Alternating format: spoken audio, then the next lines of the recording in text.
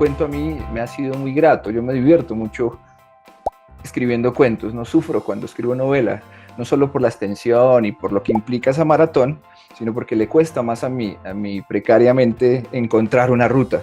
Con los cuentos yo la paso bien escribiendo. En algún momento también yo me di cuenta que la experiencia de escribir no se limitaba a un género, sino que a mí me gustaba escribir, ¿no? Y la vida, pues ahí me dio una segunda oportunidad y empiezo con un tipo de libros muy diferentes, que son infantiles, juveniles. Y empiezo a escribir de manera muy inocente libros para niños, que eran originalmente para mi hija, es decir, no tenía ninguna pretensión literaria ni nada, pero pues la escritura me asaltó de esa manera nuevamente y empecé con una novela juvenil, Los diarios secretos de las chicas incompletas, que fue durísimo de escribir, fue un desgaste emocional muy fuerte. Y esa novela me dio una nueva posibilidad de la ficción que yo había sentido y que había intuido con algunos cuentos, y era encontrar un mundo que tuviera su propia lógica, ¿no? Que es una de las cosas maravillosas de escribir una novela, que es entrar, ahí sí de verdad, en una dimensión paralela que tiene una lógica en la que uno se vuelve un testigo, ¿no? Entonces yo disfruté, después de toda esa tortura emocional de intentar una voz juvenil, que es tan difícil, que es otra de las cosas que me gusta de la escritura, ponerme problemas de entrada, pero problemas técnicos, no problemas, digámoslo así, idealistas de si eso, si me ganaré el Nobel, si ganaré el premio no sé qué, eso vendrá o no vendrá. El asunto es ahí con uno mismo, alrededor de qué desafío nuevo hay en esos libros.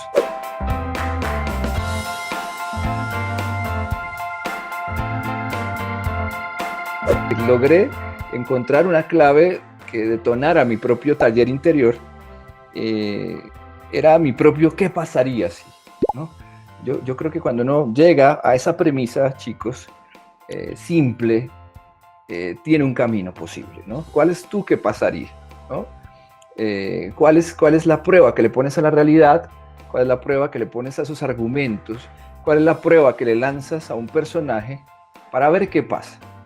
Esa fue la primera, digamos, forma de entender que podía armar un libro de cuentos, poniendo mi qué pasaría, que hoy lo puedo decir, pues ustedes seguramente algún día de pronto leen mis cuentos, pues va a estar allí, ¿no? Y es qué pasaría si un personaje entra en otro universo anómalo, extraño, totalmente absurdo para él.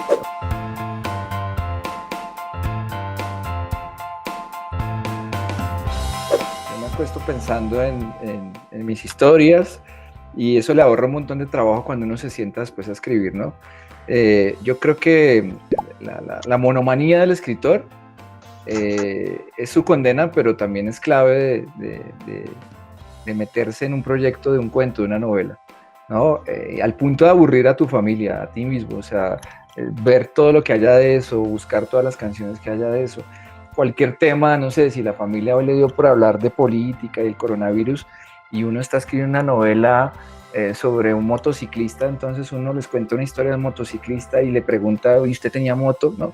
O sea, al punto de aburrir a la gente y saturar la cabeza y acostándose pensando en eso, ¿no? De tal manera que cuando te sientas a escribir, le puedes gastar toda la energía a eso del lenguaje, a esa primera frase. A mí me gusta mucho arrancar los cuentos tratando de quitarme un montón de problemas de encima. Es decir, ya que haya ciertas caracterizaciones, ciertas ubicaciones, ¿no? Que después me cueste describir, yo trato de resolverlo muy rápido. Y el reto, digamos, que me impongo, y que eso puede llevar tiempo, por eso no te podría decir exactamente en tiempo humano, tiene que ver más con todo lo que logro transmitir a través de esa primera imagen. Y lo que más me interesa a mí es transmitir cierta psicología del personaje, es decir, que de entrada el lector diga, estoy frente a un tipo que está loco, estoy frente a alguien complicado, estoy frente a alguien enredado, estoy frente a alguien problemático, ¿no? Un poco como te pasa en la vida cotidiana. A mí me gusta mucho la primera persona, me encanta por esa cosa teatral, por esa cosa disociativa, por esa cosa de explorar esas otras voces, de divertirse. Esto es un juego absurdo, es uno todo el tiempo que escribe, uno parece Jekyll y Hyde, o si quieren la versión moderna, uno es como el personaje del Club de la Pelea, uno siempre tiene un amigo imaginario, ¿no? Hablándole, preguntándole, ¿no? Ojalá tengan más, ¿no? Para que en los cuentos haya más de 2 personajes, que es un poco la tendencia, ¿no? Que es difícil. Yo por eso en el asesinato de Edgar Allan Poe nació también Isaías, aparte de lo del misterio literario, yo me pongo como esas pruebas y dije, bueno, casi todos mis cuentos son todos aristotélicos, 2 personajes hablando, por ahí sale un tercero. Dije, no, yo quiero hacer algún día un cuento en el cual haya por lo menos 4 o 5 personajes hablando. O sea, me voy a exigir técnicamente, o sea, no puede ser que yo siga solo con 2 personajes, ¿no? Entonces miren que ahí puedo tejer cosas.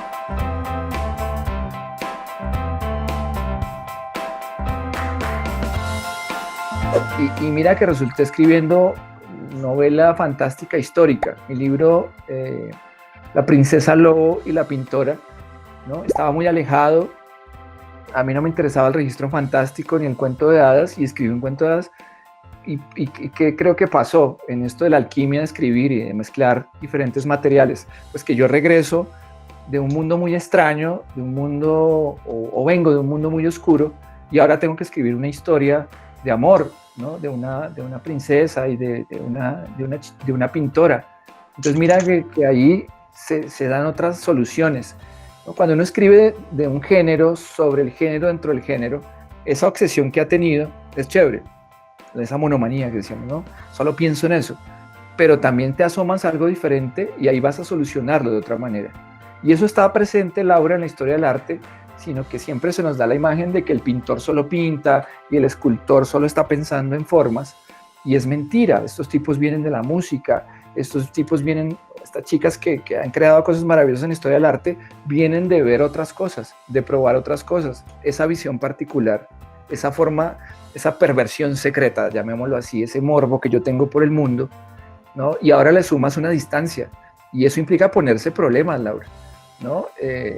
Por eso el más poderoso en todo esto es el novelista histórico. Ese sí que se aleja, dice, voy a escribir una novela sobre Roma. Y dice, pero ¿usted qué sabe de eso? Pues soy historiador, no es suficiente, tendrá que buscar más cosas, y aún así puede transmutar eso.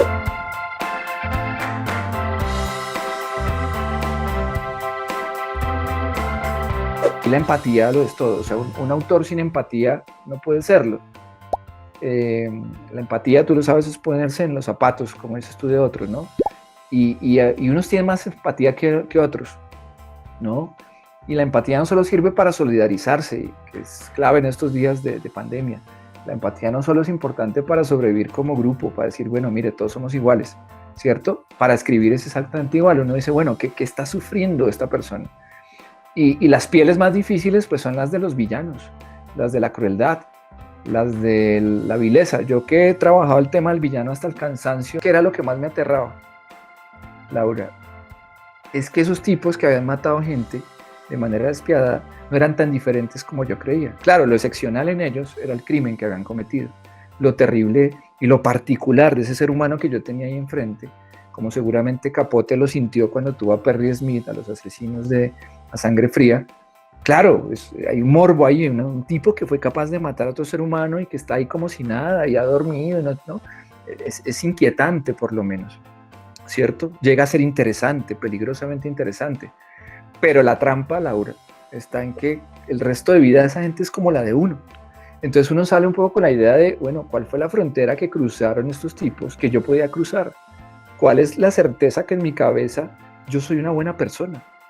Y esas fronteras, ¿no?, en la ficción son peligrosas de cruzar, pero son más seguras indudablemente, ¿no? Pero te van a obligar, ¿no?, a asomarte un poco, a perder el miedo y salir del confort de la seguridad, de la alienación que tiene todo ser humano de que más o menos uno es buena persona.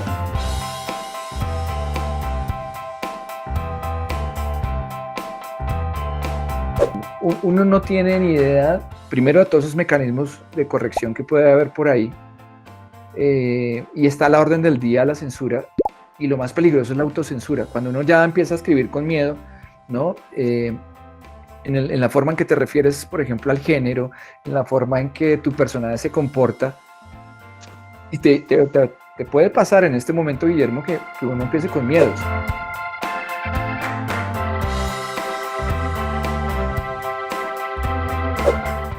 Eh, yo leo, Juana, en voz alta, imprimo, trato de engañar a mi cerebro y ver eso como nuevo, cambiándole la fuente, por ejemplo.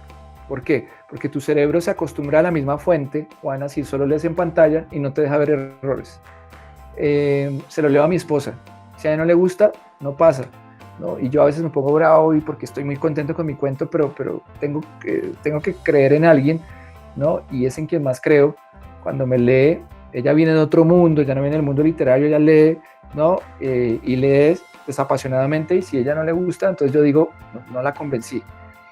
Yo copié eso de Stephen King, o sea, hay que convencer a alguien de eso, y si ese es el, ¿no? Entonces yo sí hago relecturas, correcciones, me gusta mucho mover cosas, eso que llamamos con Isaías la composición, pues es precisamente cómo empieza uno a darse cuenta que el famoso consejo de Chekhov, que es brutal, ¿no? Decía, mira, a mí me pasan cuentos todo el tiempo porque saben que soy escritor, y yo lo que hago es doblarlos. Se lo doblo y le digo, mira, aquí está su cuento, y la gente queda como, ¿y este man qué? ¿Qué se cree? Pues claro, como Chekhov, pues no me quiere dar su truco. Y dice, no, tranquilo, lo que pasa es que el inicio del cuento está en la mitad, y la gente quedaba loca, y uno lo mira y sí. ¿Por qué? Porque el inicio que tú montas, lógicamente, Juana, es el del cerebro racional, donde todo empieza por la mañana y termina por la noche. El cerebro no juega con el tiempo, porque ha evolucionado para no enloquecerte. Y la escritura juega con el tiempo, Juan. Entonces, por eso es probable que el buen inicio del cuento, cuando ya tomó forma, cuando ya no es la voz de Juana, sino un narrador, esté por ahí en la mitad. Entonces, en el proceso de relectura, yo ya sé que me pasa eso, entonces muevo cosas, ¿no? Entonces me doy cuenta que el cuento es mejor que empiece con un diálogo, que siempre con esa preocupación de transmitir psicología, pero empiezo a mover bloques, y eso es chévere también de ese proceso.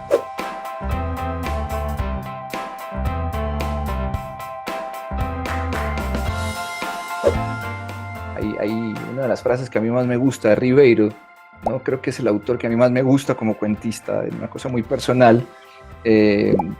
Incluso cuando en mis estudios editoriales nos enfrentábamos al cuento cortasariano, que es maravilloso, al cuento borgiano, que es escrito por un dios y hecho a la medida de un dios, por eso es tan complicado y tan poderoso. Yo me sentía un poco más a salvo cuando leíamos a Ribeiro, ¿no? Cuya simplicidad, cuya cotidianidad, cuya sensación incluso, yo la sentía siempre como un apoyo, como con un amigo. Yo cada vez que leo un cuento de Ribeiro me siento hablando con un amigo que me cuenta algo, y normalmente cuando uno habla con los amigos uno queda un poco más tranquilo frente a la vida. Es un titán, ¿no? Y esos titanes hay que leerlos, chicos, porque no nos apabullan tanto, dan la sensación de que se puede, ¿no? Uno lee un cuento de Ribeiro que, aunque sea magistral, y uno sepa que nunca va a llegar ni de cerca a algo tan bello como lo que él ha hecho, da la sensación de que es posible, de que yo puedo entrar en este juego de contar historias. Porque dice Ribeiro, somos un punto de vista.